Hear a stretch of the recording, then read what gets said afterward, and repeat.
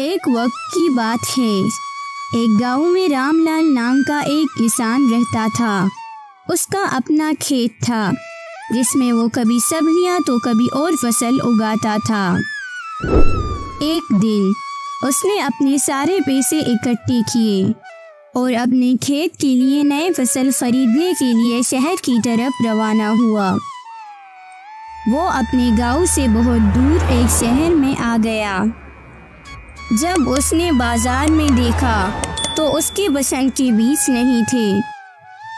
अरे ये क्या, इतनी दूर भी आ गया और यहाँ बीज भी ठीक नहीं है। चलो अगले महीने दोबारा आऊँगा, हो सकता है तब तक नए बीज आ गए हो।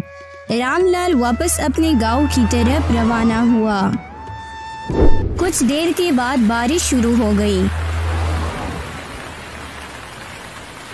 अरे इस बारिश को भी अभी शुरू होना था। रामलाल बारिश से बचने के लिए पास के गार में चला गया। उस गार के बारे में कई किस्से मशहूर थे, लेकिन रामलाल नहीं जानता था। गार के अंदर जाने के बाद रामलाल लेट गया क्योंकि वो बहुत थका हुआ था, इसलिए उसकी आंख लग गई और वो सो गया। कुछ देर के बाद बारिश भी रुक गई और रामलाल की आंख भी खुल गई। रामलाल फौरन उठा और गार के बाहर चला गया, लेकिन वो अपना पैसे का थैला गार में भूल गया। कुछ देर आगे जाने के बाद उसे याद आया कि पैसों का थैला तो गार में भूल गया। गार के सामने एक शख्स रामलाल के सामने आ गया और उसने रामलाल से कहा, अरे भाई, तो कौन हो, यहाँ क्या कर रहे हो?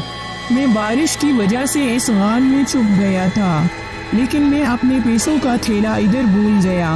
बहुत दूर से आया हूँ।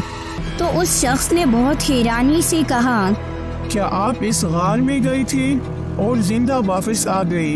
ये तो बड़ी अजीब बात है। अरे भाई, क्यों इस गार में ऐसा क्या है? अरे भाई, इस गार में जो भी जाता है तो वो जिंदा वापस नहीं आता। यहाँ के लोगों का कहना है कि ये राक्षस का गार है। जो भी इस गार में जाता है तो राक्षस उसे खा लेता है। मुझे तो हैरानी हो रही है कि तुम जिंदा कैसे निकल आए। मेरा मानो तो वापस ना जाओ। इतना कहने के बाद वो शख्स वहाँ से चला गया। तो रामलाल ने सोचा, अरे कुछ नहीं होता, ये सिर्फ इन गाँव वालों की मन गढ़ंत कहानियाँ हैं। मैं अभी तो गया था, लेकिन मुझे तो कुछ नहीं हुआ। रामलाल उस गार में वापस चला गया। अंदर जाकर रामलाल ने पैसों का थैला उठाया तो उसी वक्त रामलाल के पीछे से राक्षस आ गया। रामलाल ने जब राक्षस को देखा तो बहुत डर गया, लेकिन वो कुछ नहीं कर सकता था। राक्षस ने रामलाल पर अचानक हमला कर दिया और रामलाल वहां पर अपनी जान से हाथ धो बैठा। तो दोस्तों, आज आपको इस कहानी से क्या सबक मिला? मालो दौलत जितनी भी हो, लेकिन अपनी जान से ज्यादा कीमती नहीं होती। हमें कभी भी पैसों के लिए अपनी जान खतरे में नहीं डालनी चाहिए। तो दोस्तों, अगर आपको हमारी कहानी अच्छी लगी हो तो इसको लाइक शेयर जरूर करना और मिक्विट यूट्यूब चैनल को सब्सक्राइब करना मत भूलिएगा।